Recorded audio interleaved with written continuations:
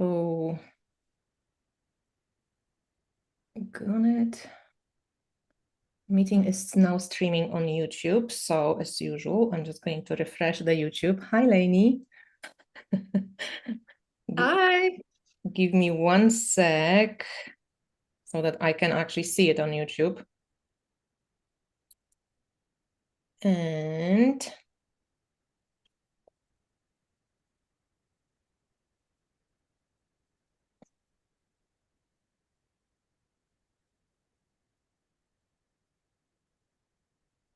hello. I cannot yet see it on YouTube. Give me 1 sec. Okay. It always takes a while. There's a little delay, but I think we on. Yeah, we are on. So I'm just going to mute this. All right. So Lainie, I'm trying to get it on my phone also so I can see if anybody's there and if people can hear us.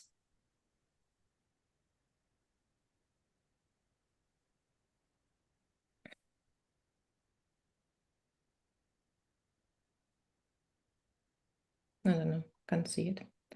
Anyway, every time it's the same. Hello, everyone. Is anybody there? I don't know. I can't see anybody. We're just going to roll with it because I have no idea what's going on and why am I so like behind with technology that I cannot see it on my YouTube channel. Well, maybe we can record it just in case too. Yeah, okay, you're right. Let's record it. It's on because I can see it on my computer, but I cannot see it on my There we go. We got a backup. YouTube. Yeah, that's really good idea. So, Lainie, if anybody's here, I hope you can hear us. I cannot see you, but I hope people are here. And if I will say hello to those people who are here, but also to people who will rewatch it because, you know, I don't know what time it is in America. What time is it? It is, Lainie? 8:30 in Central Time in the heartland. Yeah, that would be very kind of dedicated if a lot of people joined in right now. So hello to everybody who is here and hello to everybody who will rewatch it. Today on Inspired Tarot Map, we're going to catch up with Lainie Love Dalby. Hi, Lainie. Hi, Welka. I'm so happy to be here. Me too. The world is quite small. It turns out Lainie is a good friend with Melissa Lucia, who, you know, I'm a very good friend with, but we didn't know that when we kind of connected. I connected with Lainie because of her Oracle deck. Lainie, you are a creator of Sacred Revolution Oracle, and it's so beautiful. I don't have the cards yet, but I can't wait to like show them around.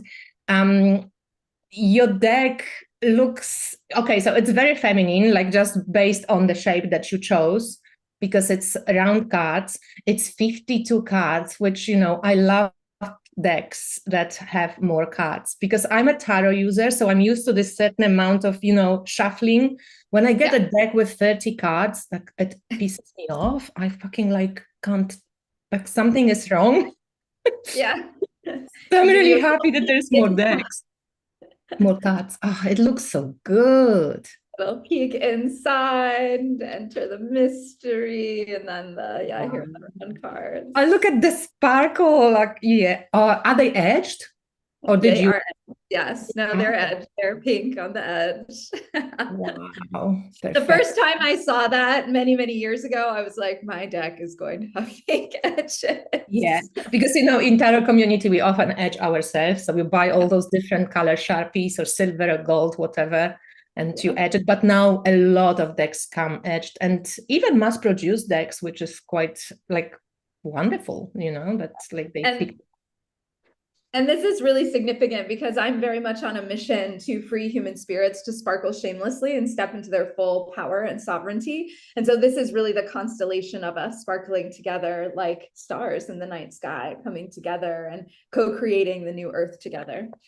Oh, and you know, I really was excited to meet you because first of all, you're a deck creator and you love cards, which is also one of my big loves.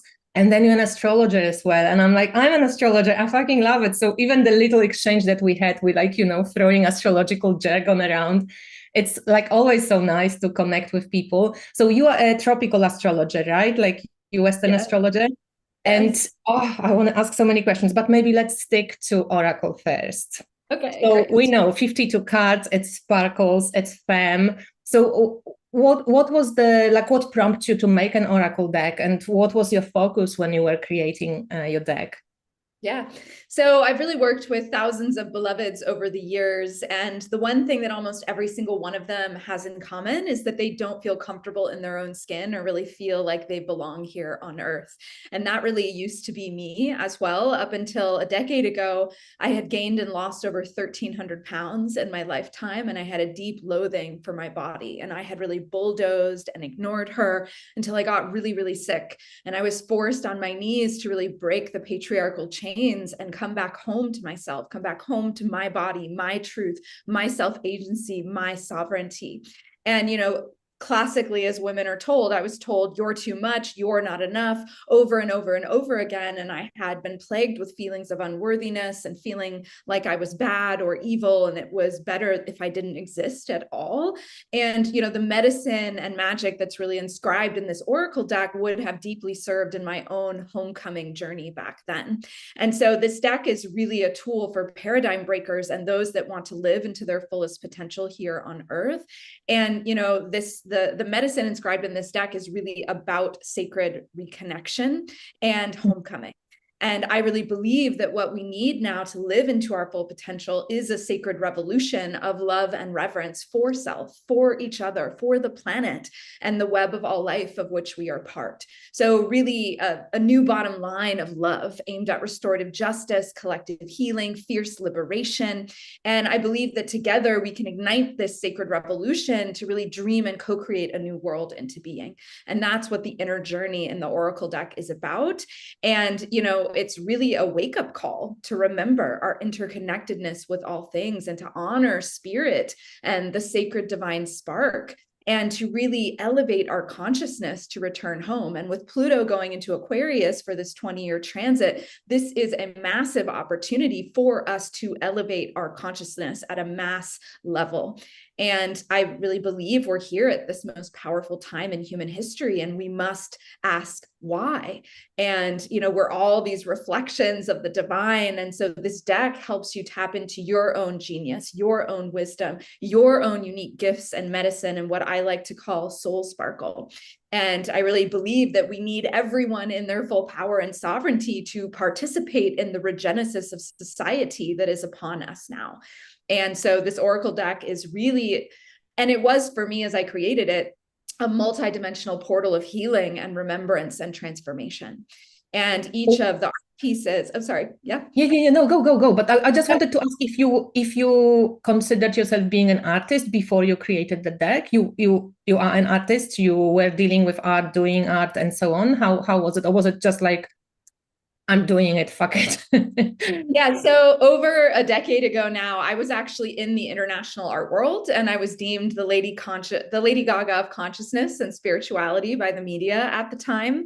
Okay. And the art that I was making was very surface. It was not coming from soul, and I completely lost touch with my truth and my authenticity in that space.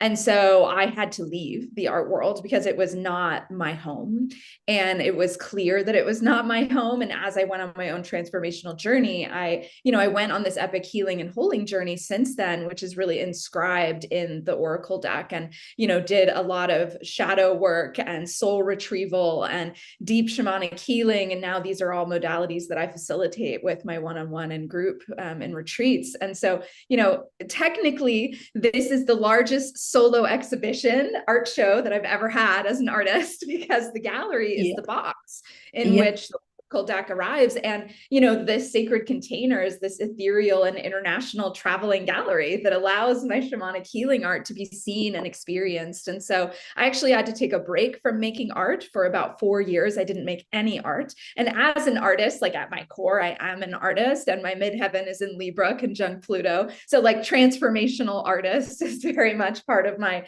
destiny, and bringing things of beauty in that way and balance, but and making that world a more beautiful place our hearts knows is possible. But for me, when I got back to art, it became portals of healing. So they're what I called shamanic healing art pieces. And many of them have up to 50 layers, and they're charged with intentions, prayers. I anoint the canvases. Sometimes I even make love to the canvases. I take as a lover.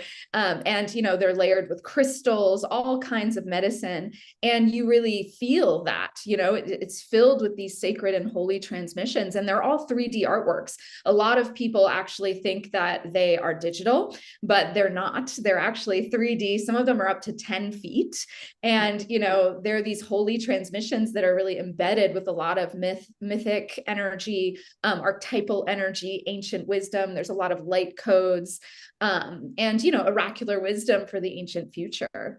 And so in it, I actually really love that. Sorry, I'm just butting in, but like I love that you have infused the cards with so much intention, because I think now when Pluto is in this tropical sign of Aquarius, that actually a lot of us will be more and more fine-tuning to those kind of subtle, energetic, energies and energetic flow. Because I feel like Aquarius is the master of this, vibrational resonance, all of this type of fine-tuning in the human. And I think a lot of us will step up more and more to actually reconnect with our own power to like decipher those intentions, those energies, and use them and use it in our intuition and actually open up to it much more than maybe we were open up to before. So I'm looking forward to this. And Lainie, like you also an astrologer, which yes, I mentioned is like you might love cards, astrology. And I always think of oracle cards as art galleries, exactly what you just said, that I love art and I've got Moon in Libra. So with Pluto close by and Venus on my IC, so we're kind of opposition. But I always think like, oh my God, these are like, they art galleries. They like you hold pieces of people's art in your hands and you can just look at them anytime you want. All these shelves are fucking filled with decks, So I'm like, I love that. And as an astrologer, you were a tropical astrologer, and how did you get into astrology? Like, what was your like kind of entry? Do you remember? Yeah, I mean, for me, it was over a decade ago as well, like when I started my whole transformational journey, because for me and everything that I do, I'm, both holding space for myself, but others to come home to themselves, to their soul essence, to their wholeness, to remember who they are. And, astrology, holds codes, soul codes. It holds maps. It's like a blueprint to our destiny. And so for me, it's one of these essential tools to support this journey in homecoming, to support the journey in sacred reconnection, because we're connecting to the cosmos, to the stars, to these larger energies.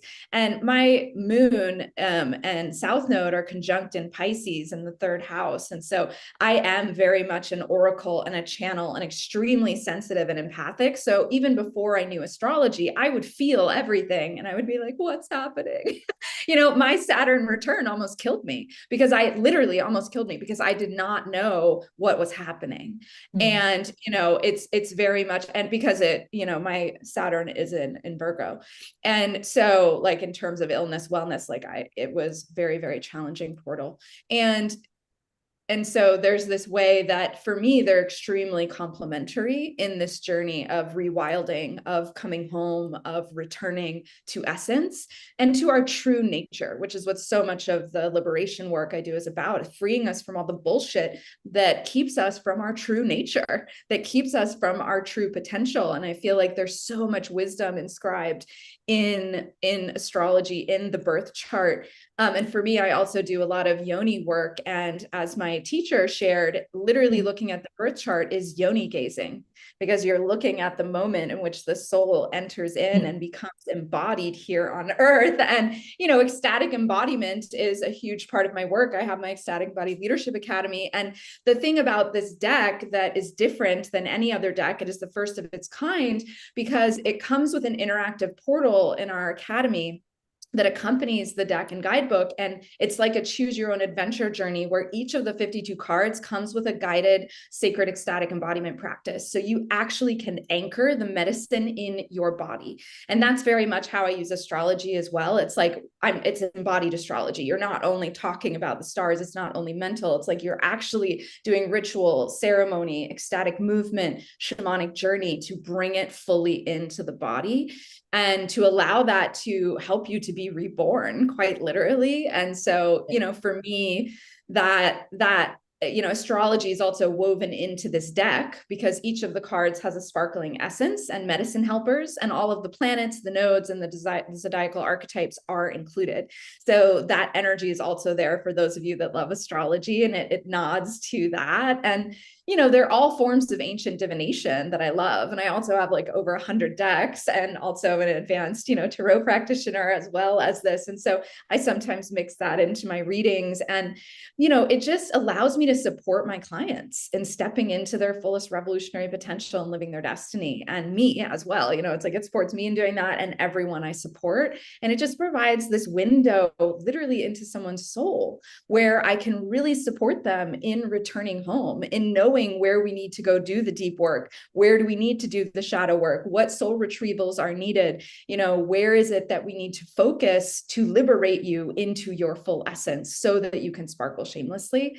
So for me, they're just this, they're natural marriage. And I had no intention to do that. Like I did not intend creating this deck to go in to become an oracular astrologer.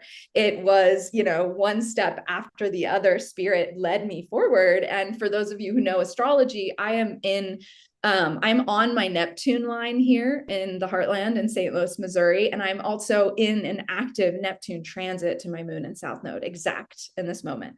So that is very hard for 3D life because things are foggy and illusory and I don't always see. But in terms of being a channel for divine wisdom and spirit, it's like the transmissions are so pure and so clear. And that is why the Oracle deck, I believe, is so powerful. And I've had several friends that actually became astrologers when they moved to their Neptune line. So there's something about the Neptune line opening to these new levels. And, with Pluto and Aquarius also rules astrology, and it rules our genius. And letting that freak flag fly and like really being in our full essence. And I think the thing we just have to remember, which is why the ecstatic embodiment work is so important, is that we must stay embodied. We must stay in our humanity. We must stay rooted in our heart, that opposing energy with Leo to support us so we don't go cold, so we don't go completely into the text, so that we don't get totally lost. And so this deck very much was created for the Pluto transits that are happening and very much for Pluto going into Aquarius. Like this deck was like, you need to do this now. It has to be here and it has to be ready because, Aquarius also rules revolution. And the last time Pluto was in Aquarius was the start of the American, French, and the Haitian Revolution. And so like, I would much prefer to have a sacred revolution and Emily's face. Yeah. I always love when you say revolution and there is like a and then there is a word love. And then there is illusion, right? So that, it's a revolution of love. But I have one question about your book, like the companion book for the Oracle deck, because as I said, I don't have it yet. So in the booklet, can you tell us like how did you structure it? Like we get a lot of help. I think it looked quite cool from what I saw on the reviews, but what do we get for each card? Can you just like lead us through one? Or maybe Lainie, pull one card and not read the whole thing from the book, but like give us little bits and pieces. Would it be okay? So we can like get a sense of like a communal, let's do a Holy Communion right now with one of the cards, please. Yeah, absolutely. And I actually did pull one before we got on the call because I was like, ooh, what wants to come through? And it's one of my juiciest cards. So it's number 8, which is own your sexual power. Oh yeah. Wow. So this is the card, and I'll give you a little bit longer. This is very much sex. Sekhmet is involved, sacral chakra activation. And this is a lot of where my work is actually going, this card. So it's interesting that this one came through. So I'm going to show you in the guidebook. It's pretty easy to find because the numbers are up in the corner. So you just flip. And so It's very much a choose your own adventure once you get inside, because there's ways that you can just do a quick read and there's ways that you can really deep dive, again, going all the way to the ecstatic embodiment practice and bringing it into your body. So each of the cards has the sparkling essences, which is sort of the highest potential of the energy of the card. And then it also has the shadow aspects. So where you might be blocked, where you might be in resistance to this energy. And then it goes into a channeled message directly from the art in the card, because that's very much how I work. I channel from the art. And then it has some bullet point divinatory meanings. This is for if you just need a really quick read. And then it goes into a longer divinatory meeting. And then the medicine helpers down here at the bottom, which are crystals, the archetypal astrological associations. There's different animal medicines. So it's a much more shamanic influence in the medicine helpers of how to support you stepping into more of this medicine. And then the ecstatic embodiment practice. And so I can give you a little preview of what this one is if you would like. Okay. Yes, please. Maybe you can hold it. Can you hold the card? Can you hold the card? Yeah, cool. All right, here we go. So primal power and sovereignty, freedom of sexual expression, Kundalini, Shakti, serpent fire, sex magic, carnal aliveness, blood mysteries, multi-orgasmic prayer, and sacred trifecta of creativity, sexuality, and spirituality. That's a big part of my current work, is really supporting people and stepping fully into that creative, spiritual, and sexual power and getting that online to be able to co-create the lives of our wildest and wettest dreams. And some of the shadow aspects are around fear and repression of power and being closed in the sacral chakra. There's a lot more as well. But the divinatory meaning is around moving towards what makes you come alive, wildly and unapologetically alive, choosing where to funnel your vitality and your life force energies, and giving yourself permission to be powerful and in your primal wild aliveness. So I'd love to actually read the divinatory meaning with this one because it is super powerful. I'm going to take my glasses off so I can see a little better. Okay. So I invite you to close your eyes and just receive this message. So this is the channeled message from the deck. Actually, I'm going to do the divinatory meaning. It's time to wake up, sparkling one. This card comes with a reminder that this is your body, your sexual power, your catalytic Kundalini energy, your alchemical vessel of transformation. Your body contains all you need to transform the world. All of the transformational keys are in your body, which is why the patriarchy wants to keep you severed from it. You literally get lit up like a light bulb, sparkling shamelessly when you are in your full sexual power and fierce feminine fire. This is the true homecoming. That's why external forces want to keep you from returning home to you, yourself, and your body. Being totally awake, alive, and embodied is the true Kundalini light activation. Your sacred sexual energy and power are essential for personal and planetary transformation and truly being in love and reverence for self, other, and our world. Wild feminine sexual power equals wild feminine creative power equals wild feminine spiritual power. And it's all rooted deep into the body. Tap into this sacred trinity now to activate your energetic womb space and medicine bowl, your sovereign throne of power. Regardless of your gender, ask what really turns you on and makes you come alive in your body. I love that you have questions there. Perfect. Yeah, there's a little question at the end as well of each of them. I just have to mention that I told you, but it so reminds me of my friend's oracle deck. It's a different one. She doesn't sell it, but just like when I saw your deck, I saw Natalia's deck. It's like, so cool. So yeah, I think this is really lovely and like comprehensive guidebook. You know, sometimes we get oracle decks. Not every oracle deck needs a comprehensive guidebook, of course, but I love when they do have it because it's always interesting to hear from artist perspective what they meant by their personal art piece, right? Because everything is so personal when we do it. So thank you so much for sharing. One other thing I'll mention is that there's also spreads that guide you through with questions that are in here. And sacred geometry, nice. Goes deeper too.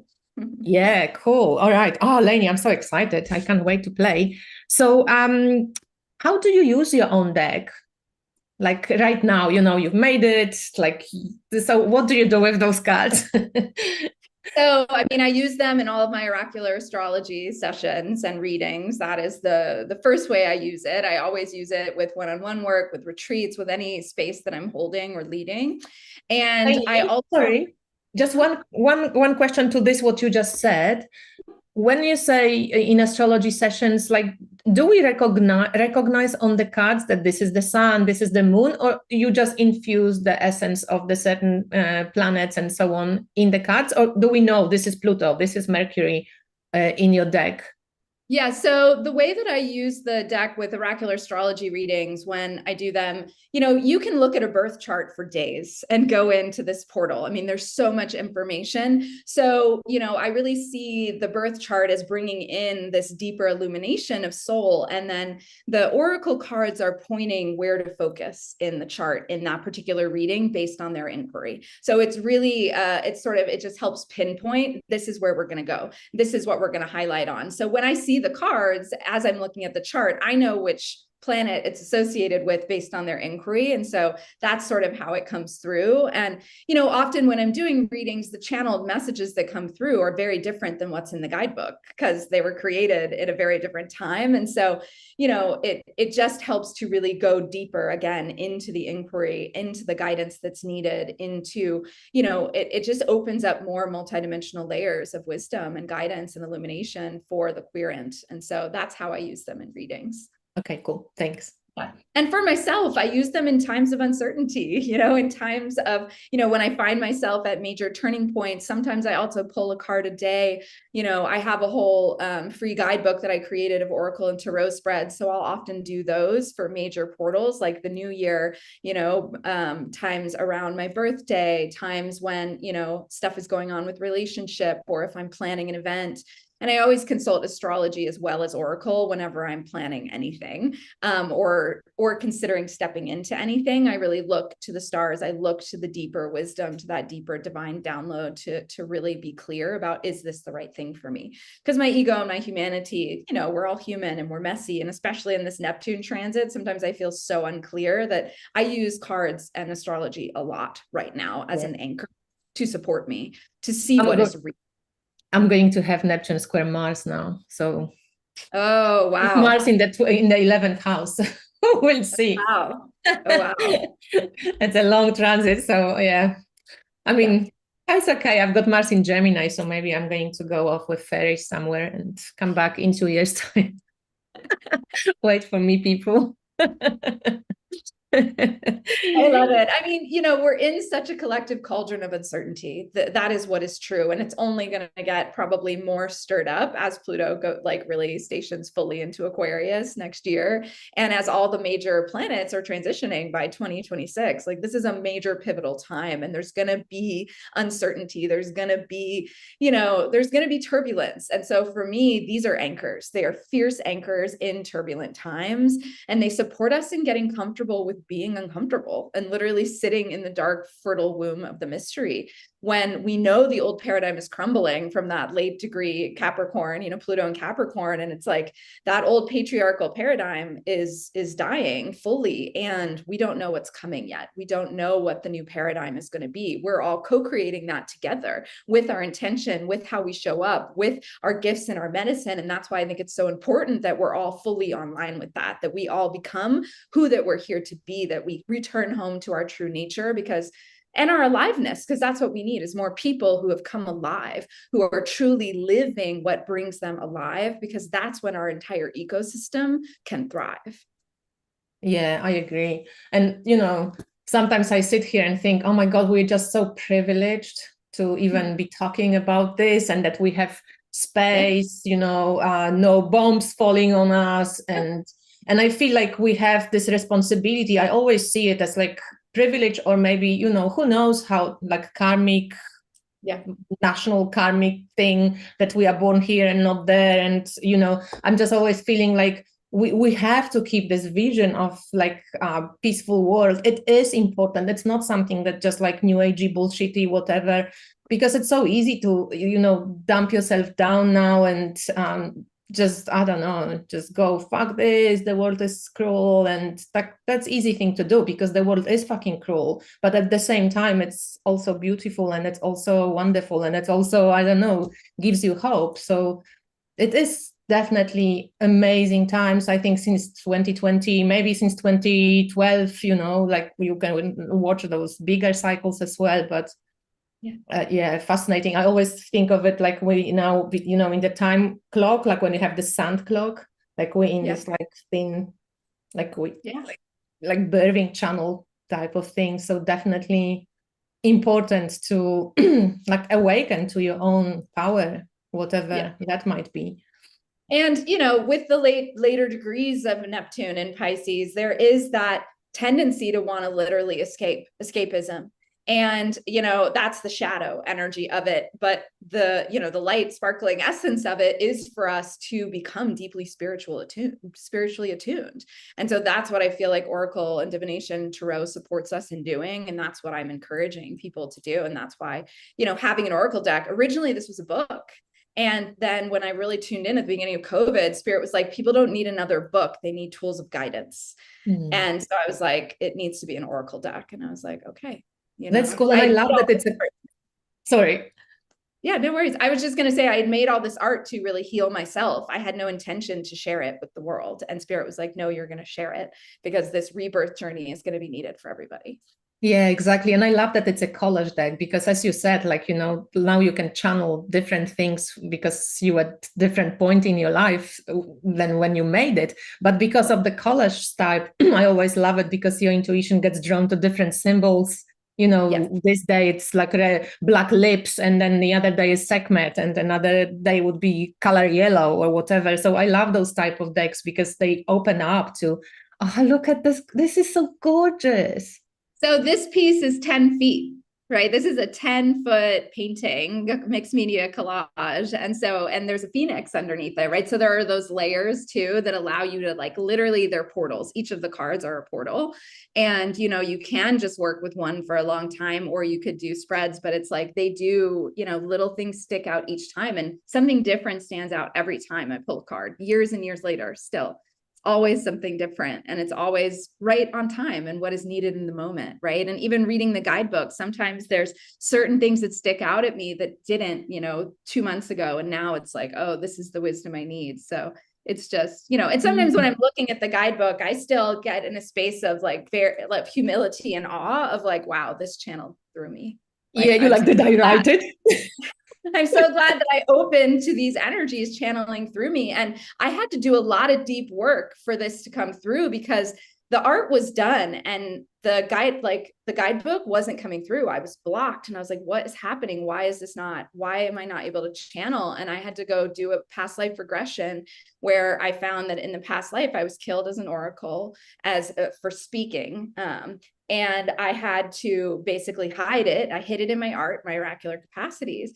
And I went in and did a really powerful shamanic sex magic soul retrieval, which is something that I work with in my deeper initiatory containers. And I retrieved that part of myself, and the guidebook came in 2 weeks. So yeah, I actually strongly believe in those those blockages. I realized a couple of times in my life, you know, like my old vows or something that you like frivolously throw into the ether, and then you're like, oh my fucking, like, what? When I said that, like, but why didn't I think about it? You know, you're like, oh my God, I promised whatever, you know, and you're like, I don't want this promise. Take it away. Yeah, it's interesting. So Lainie, is there anything you would like to like share with us? Like, what do you do now? Like, where can we find you? I'm going to link your website below in the description box. And whatever links you want me to share, I just share them in the description box. But I know that you like part of many projects, so maybe share what you're doing right now. Yeah, absolutely. Well, the Oracle deck, of course, we would love for you to have her and to start to work with the medicine. She's a Scorpio. I'm a Scorpio. There's a lot of transformational Scorpio energy in here. And of course, my oracular astrology readings, those are one-on-one, and they're really portals to step into the next level of your destiny. And we also have the 22 Oracle and Tarot Spreads free guidebook, which I totally recommend you get. You can get it at bit.ly/Oracle Spread Guidebook. And that is just, regardless of what decks you use, it's an awesome tool to support you. And I always love having more spread suggestions and things. And also for those of you who might be interested or curious to create your own deck, I really wished I had had support on the journey. So I created the Oracle and Tarot deck creation course, and it really walks you through all the steps to create and publish and sell your own Oracle or Tarot deck. And so that is also available. And, upcoming, we're going to be doing our Wild Aliveness Circle, where we meet every month on the new moon. And that's a mini retreat where we dive into oracular astrology, ecstatic embodied dance, expressive arts, depth inquiry, and sacred play, and really journey to channel our orgasmic life force energies towards co-creating the lives of our dreams. So that's a juicy opportunity to gather in community and do this work and follow the astrological, occurrences and really be together, and journeying with that together in a way that really connects you back to yourself. It's really a circle to support you in returning home and remembering your truth so that you can live that, and then have a group of people that see you and support you in living that each day. So that's coming soon. Okay, so if anybody's interested, please check out Lainie's work. Sorry. I'm like losing my voice. Is there anything in my throat chakra that I'm not sharing? Check out Lainie's work. The Oracle decks are available, right? We can purchase them if anybody likes it. There is a wonderful video of Natalie from Sanskrit Blue. She's showing all the cards. I don't have the cards yet, so I won't show them. Lainie, you can maybe, while I'm talking, just show a couple. I love that one with the butterflies that you showed before. It's so amazing. I feel this one. This will be one of my cards. I love it. So this deck is beautiful, beautifully published, as I can see. And yeah, you get a good guidebook. So the decks are available. And yeah, you guys can check what Lainie does. Thank you so much for joining us. We have 7 people here. Wow. Lovely 7 people who are here. Hello, and thank you for being here. I hope people who will be rewatching at the more maybe suitable time for the US. And thank you for watching. And Lainie, we'll be in touch probably over in the virtual, and say hello to Melissa. Squeeze her when you see her. Thank you so much for joining me. And thanks everybody for watching. And I speak to you soon. Yeah, Bye. so great to be with all of you today.